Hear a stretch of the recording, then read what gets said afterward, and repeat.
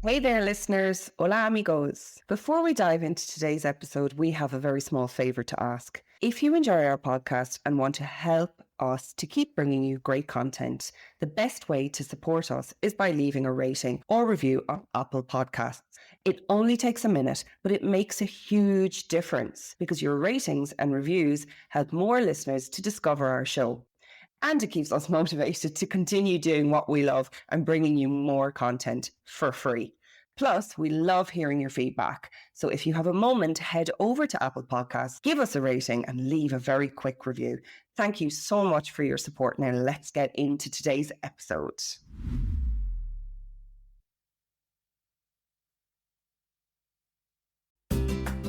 Welcome to the Costa Property Podcast, the podcast that turns your dreams of owning a piece of paradise on the Costa del Sol into reality. I'm Warner Laurie, and I'm joined by my co-host and wives, Sandra Laurie. Join us as we embark on navigating the ins and outs of real estate and relocation to this beautiful region. We're not just about market trends, we're about sharing real-life experiences, because we know the struggle firsthand, and I've helped many people navigate this challenge also. If you're dreaming of your perfect Costa del Sol home and want to get real, no-frills, expert advice, then you're absolutely in the right place. Join us each week as we share honest insights and information that will guide your journey. One of the questions that we get asked all of the time is, can I actually bring my business to Spain? Is it even possible to start something here if you're not Spanish and you don't know the system and you don't have a clue how things even work? Well, today's guest is living proof that you absolutely can. After travelling the whole of Spain and not finding a single cup of coffee that didn't taste burnt, Kerry and her husband Wes decided to do something about it. They didn't just move here, they built a business from scratch and on the ground. Today, they run a successful business in Nerja. And in this episode, Kerry is sharing the real story of how they did it. Kerry, tell me the backstory. How did you and Wes go from travelling Spain to setting up your own coffee roastery business? So we had been living in the States, and I suppose after COVID, we felt like it was a bit more of a distance and we were missing our family and the ability to just pop back on a plane for a couple hours. I think we felt like we wanted to move back to Europe, but I think we had gone a bit soft living in the sunshine. So we decided that we might give Spain a try. And thanks to podcasts like yours, we had an idea of, okay, it's not the easiest thing to find a job in Spain. So we were like, maybe we could try and do something ourselves, set up our own business. But we didn't necessarily know what that was going to be. And Wes and I have been vegan for over 5 years now, but at that time, a few years. And we were thinking maybe it might be something to do with veganism or something like that. Also, we had no idea where we wanted to live in Spain. So we decided that we would spend some time really exploring Spain and trying to figure out where was a place that really suited what we were looking for and our needs. So we started in Barcelona. We went all the way up to San Sebastian. And then we spent a week walking the Camino de Santiago. We started weaving back down through Spain, came down to Malaga, and then went over to Granada and Alicante. And we were thinking that it was possibly going to be Alicante that we were going to live. But we came to Nerja to meet a friend of Wesley's and his family. They were on holidays. I'd never even heard of Nerja. And we spent 3 days there and just absolutely fell in love with Nerja. While we were traveling and backpacking, that's when we came up with our idea of what we wanted to do for work.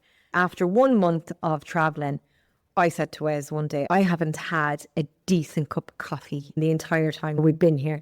We were up in Salamanca and we decided in that moment that we were going to start a coffee roastery. And we hadn't even picked a place to live at that stage. We just had the idea of what we wanted to do for our business. And that's how it was born. I love it. I love your story. And I'm really curious about having your vision of your business on the Camino de Santiago. But before we go into that in a little bit more detail, tell our listeners a little bit about Nerja, because they're used to hearing me talking about Benalmádena or Torremolinos or other towns along the coast here. But Nerja might be a newer location for them. I agree with you. It's absolutely stunning. But what's it like to live there? Do you know what? It's really interesting because this side of Malaga, like from Torremolinos down to Marbella, it's much more built up. And a lot of that is due to the train line and accessibility to the airport in Malaga. Whereas from our side down, the towns are a lot more separated. So like you leave Malaga and we've got Rincon, which is basically a suburb of Malaga. And then you've got Torre del Mar. And then all of the towns after Torre del Mar and Vélez Málaga get really quite small.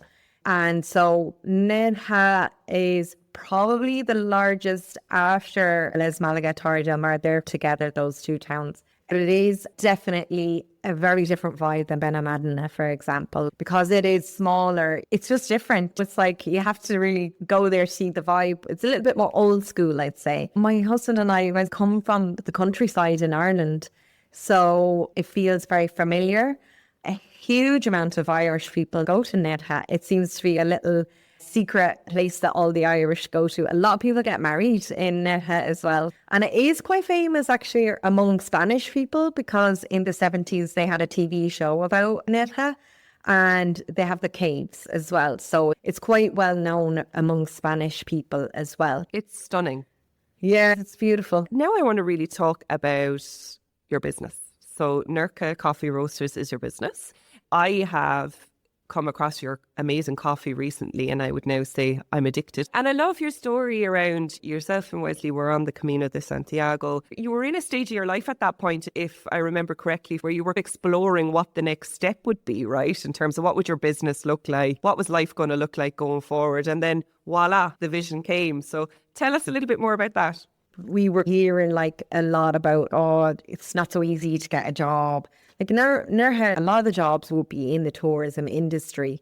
I think we knew we wanted to do something for ourselves. Like I personally had my own business prior to moving up here. I think I would probably or possibly find it hard to go back and work for somebody.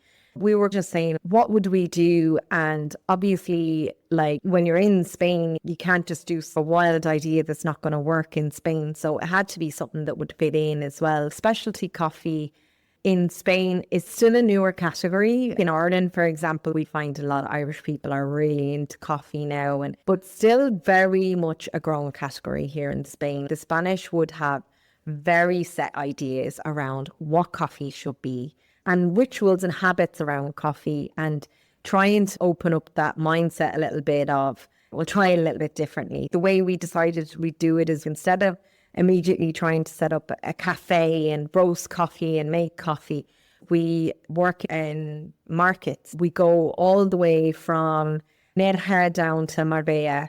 Most weekends we're working this side of Malaga. I think it is still a luxury item, specialty coffee. You are trying to find your clients that understand the value in specialty coffee, why you would drink specialty coffee. It's like you said, once you start drinking it, it is an addiction because there is a very different taste in specialty coffee in comparison to commercial or supermarket coffee. I think a lot of what we're doing is educating people about why you pay more for specialty coffee. Mm-hmm. I think it's very interesting because in Spain, organic is growing. Like this week alone, I got reached out to by the Junta de Andalucía. How do you explain it in English? Like your local town hall almost, or your local council authority? Yeah, really? it's the Andalucía is more the provincial one, right? So it's like the province. So the province is actually trying to create more opportunities for smaller producers and more people in the organic space. So one of the things that I suppose, like for us, sustainability is huge. It's interesting. There are definitely some opportunities for smaller businesses where, say, for example, we're part of the Sabor Malaga organization, which is also an organization to help small businesses. And for us, being a part of Sabor Malaga has been really like an amazing thing. They are very helpful with publicity. I won an award last year for being a foreigner in a food business. And that was through the Sabor Malaga, which it's just amazing publicity for the business. And so I'm very grateful to the opportunities that are being put forward for us as a smaller business. That's incredible. And congratulations on your award. What Thank a great you. achievement to be recognised. You guys have not just taken a business in Spain, but you've followed your passion and made it your livelihood and career. That's phenomenal, especially in a foreign country, Kerry. I know it's funny, you know, when you have that bad day and then someone says, look back at where you've come from or what you've done. I've never been so happy. I just love the community that we have in Nerja.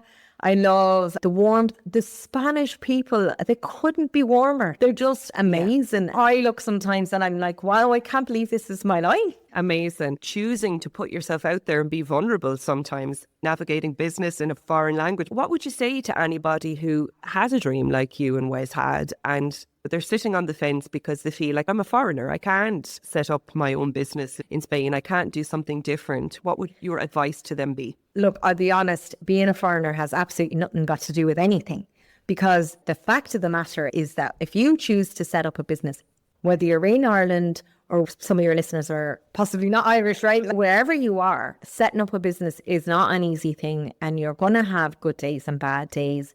You're going to have high season, low season. For us, March was a little bit down because a lot of our markets were cancelled. However, I think because I have all of the other parts of my life where I'm so happy, like I can just pop to the beach in the evening if I want to, and the weather is amazing most of the time, other than like our few bits of rain there. For me, I don't see the language as an issue. I wish I was a little bit better. I wish that I was fluent and could converse 100% perfectly, or I don't seem like I'm a foreigner. But I think that most people are so happy that you're making an effort and they're so willing to help you. Nowadays, like, you've got your Google Translate, you've got your Google Lens. Like, a lot of people here, they do have a few words English. And the Spanish people, like, all they care about is you're making an effort. They'll happily fill in the words that you can't get. Sometimes I put up on my Instagram and I'd say, struggling with paperwork. And I have my clients will reach out and be like, I can help you with the paperwork. What do you need? And I'm just like, thanks. You allude to a really valid point. When you put yourself out there, people are prepared to give back tenfold. They want to see you succeed. In general, people are good. They want to support you with the language. They want to see you integrating. And what I love about you is you try. You show up on your Instagram stories. You're down at your markets every weekend. You're showing up for people, and people feel that and they want to support that. I think the secret there is you have to try. If you're going to have one foot in, one foot out, and you're going to have a plan B, you're never going to go all in. I 1,000% agree. Like, I was talking to my dad the other day because we're discussing at the moment getting a physical location in Nerja, and obviously that's a huge reinvestment into the business. And like I was saying to my dad, there is no plan B, even in terms of my kids, right? Like, we've been here, we're coming on 3 years here. Like, my daughter is truthfully more Spanish than she will be Irish or anything else. Like, culturally, like, she's growing up now as a Spanish person. Like, she's all flamenco, correcting me with my Spanish. Like, her accent is perfect. And that's part of also why I wouldn't have a plan B, because there's no way I could take her away from that. I remember that after 1 year being here, she said to me, Mommy, is our business going to work? Because I'm so happy here. I love it. Oh, it's very heart-wrenching. Like, now my son, I think it's a little bit different for him. He's that little bit older, so he's a little bit more broader. But I think I couldn't see my daughter ever not living in Spain. She's just so white, God bless her, but everything else, she's completely Spanish.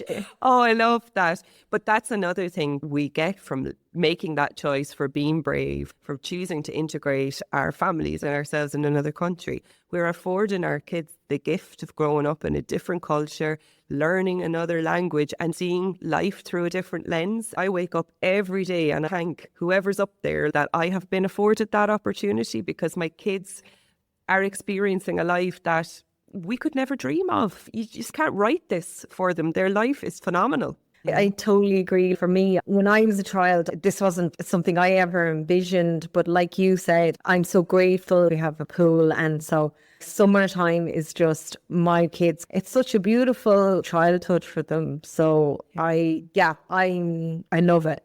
Let's talk about the nitty-gritty now of actually setting up the business and navigating the early days of having a business in Spain. It's going to be different if you've never ran a business in Spain before, or you've never ran a business anywhere. Every country does business a little bit differently. But tell me your experience of those early days in business and navigating the kind of bureaucracy, let's call it that. Yeah, you don't know what you don't know. For me, I think the biggest thing, any entrepreneur, anyone who's setting up a business is setting up a business because they're an entrepreneur.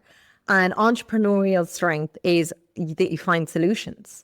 Now, whether you're in Ireland, in England, in America, whether you're anywhere, you're going to have these issues where you have to find solutions. Spain is no different. When I first started the business, I really did not know what I didn't know. So I just got started. It was actually quite funny because we decided we were going to try to do the market scene. It was going to be a great way for us to get off the ground at a lower cost point. We went down to our town hall and said, we want to go up to the market on a Tuesday. How do we do it? Our Spanish wasn't that good. So they handed us a piece of paper, we filled it out, handed it back, and they printed something, and off we went to the market on Tuesday, set up our stand. The next thing, this guy comes down and he's, what are you doing here? And we were like, hey, here's a piece of paper. We've been to the town hall. Here's all our paperwork. And the guy's, no, like this, all this paperwork is that you've asked to put yourself on the list. So then after that, we went to every single town up and down the Costa, and it was all the same. You have to get put on the wait list. And then we were talking to people and they were like, the wait list is years. We went to every single town along the coast and we started talking to some of the stall holders, and they were all saying the same thing. So we were like, what's the solution to this? There's loads and loads of like more smaller artisanal craft fairs. So that was our next direction. We started our business in October, which was a really good time. There's loads of craft fairs that happen coming up into Christmas time. Like December is still our busiest time of the year. So we started off and did every single craft fair we could find up and down the coast. Once you start talking to other people, you start finding about other ones. And so then we got into Nerja, and they have an artisanal one in the centre of Nerja twice a month. That was really good for us. And then we got into another big one in Malaga, and a few other ones in Malaga. That helped the business to grow. And then basically around Nerja, started offering a drop-off service.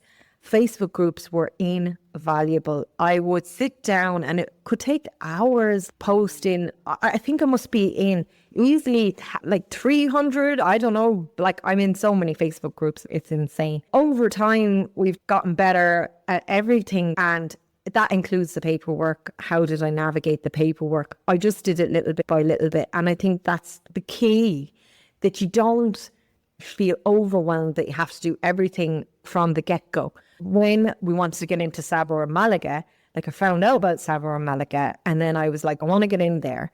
And they sent me the paperwork, and it was really overwhelming. It's probably one of the worst paperworks I've ever had to do is to get into that organisation. But they helped us then to get everything legalised, because you have to pass all the inspections for food hygiene and stuff like that. It's just been a process. Little by little, we've gotten through each hurdle. So it really is just step by step, bit by bit, just remembering that you can't eat the elephant all at once. So you have to break things down. And what you said earlier, have patience, which none of us like.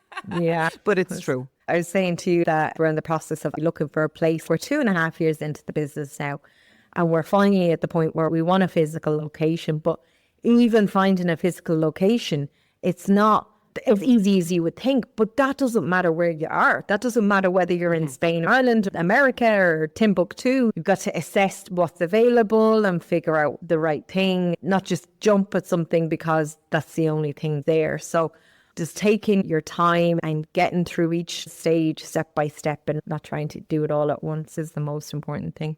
Someone asked me the other day, tell us about all of the dramas. Your whole journey to Spain sounds really easy. It wasn't easy, but I think me and Warner as a couple, we don't really feed in to challenges and dramas, we just go, all right, okay, what have we learned from that? Let's move on, let's move forward. But every journey, whether you're relocating, whether you're setting up a business, every relocation story will come with an element of challenge. But it's whether you feed into that and see it as a challenge and say, oh, that's me, I'm done. It's too challenging, it's too difficult. But just get up and keep going, because I love what you've said there. You're going to have those challenges whether you're in Spain, whether you're in Dublin, whether you're in Timbuktu, whether you're in London. Challenges are always going to exist, but it's how you reframe them. Totally. I think we all have our journey. For me, you can pay loads of money to get a degree in business or go through it, and that will come.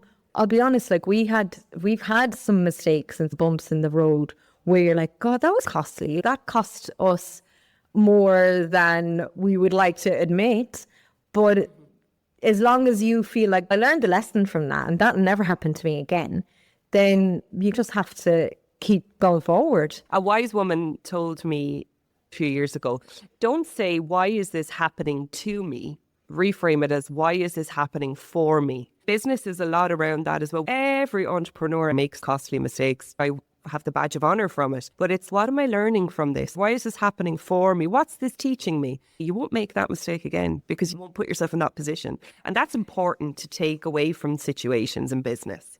I go to a networking and I was talking to this lady about how we're trying to find a space because I'm putting it out to everybody and putting it out to the universe. And she said to me, but why don't you buy a space? And I was like, I was so shocked and taken aback. She said, that's the process of a business. You go to the bank and they tell you whether they'll give you a loan or not. This is something I might have got from having a degree, but this is the school of life where you're taking in from everybody else's knowledge and experience. 100%. And maybe I didn't know I should just pop to the bank and see what they give me, but because I put myself in situations where people give you those little tips, and a lot of people will have opinions about what you should and shouldn't be doing, and some people get a little bit annoyed about that, thinking, I don't think I've thought of that or I've done that, like I've tried that. But I always try to take everything in and take it on board, because sometimes people give you things that you haven't thought about.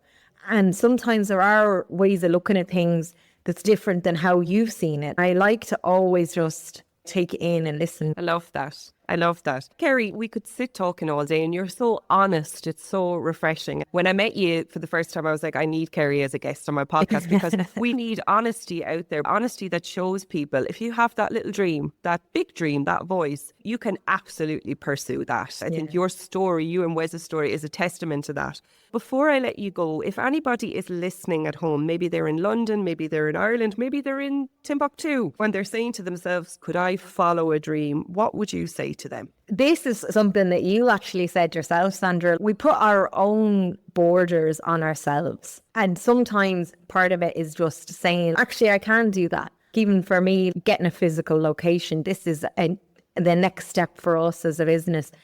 And it's a very scary step because obviously you're like going to put your heart and soul into something that could or couldn't work. But at the end of the day, like, I think if you don't try stuff, then you're never going to know.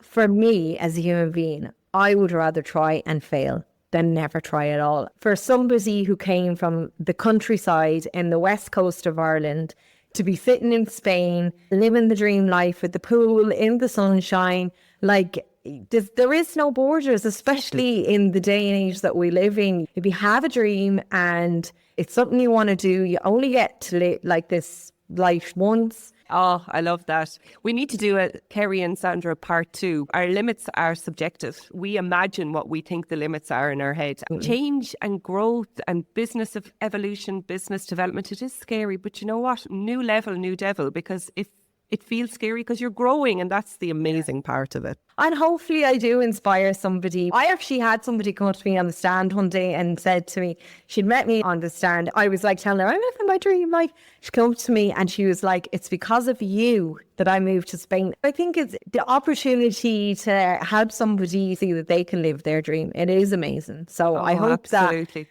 like you said, the life lessons, I hope that somebody can take something and get something from it. Absolutely. Let's go back to award-winning business owner in Spain, because that's the reality.